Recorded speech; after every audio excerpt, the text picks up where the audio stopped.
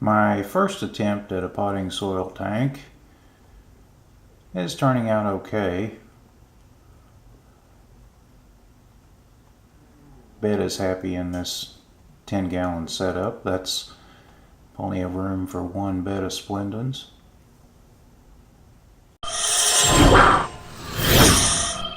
The Java moss continues to do well, although there is some algae among it. Water sprite are a spindly plant, but they do grow quickly. Probably the best plant in this tank is the broadleaf Sagittaria. It grows slowly, but it's continuing to get bigger. And the dwarf Sagittaria have propagated into at least 4 plants.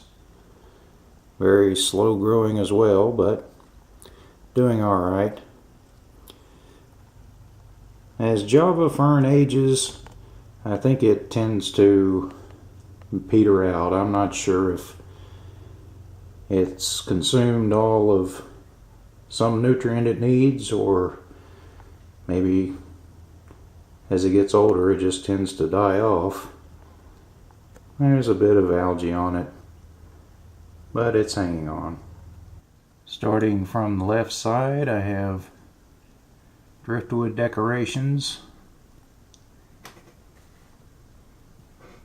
Up here, a couple of anubias attached to the driftwood. I hide where my South American bumblebee catfish likes to stay. And then water wisteria doing quite well, and anubias on a couple of decorations.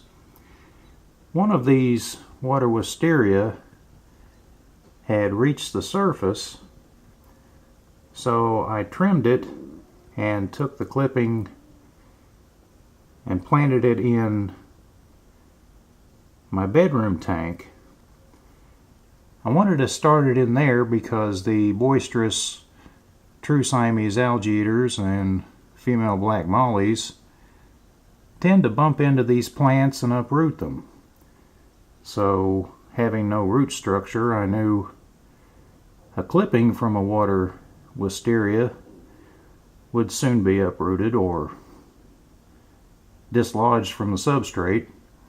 So I wanted to give it a chance to develop a root structure in a tank where fish wouldn't uproot it.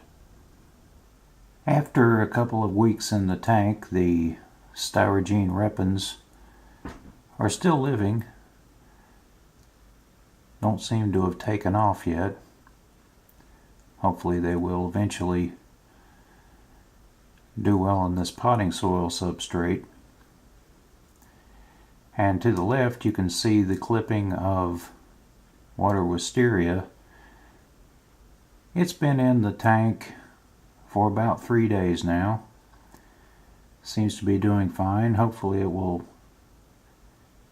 take root and flourish in this potting soil fertilized tank. I added a small piece of driftwood to the right to cover the magnetic thermometer. Those only come in white as far as I know and look quite out of place in the tank. I put it in the back corner and hid it behind the driftwood for a more natural appearance. Here's a look at the tank from the side. You can see the small S repens and the water wisteria still looking quite good. From this side you can see the thermometer hidden behind the driftwood.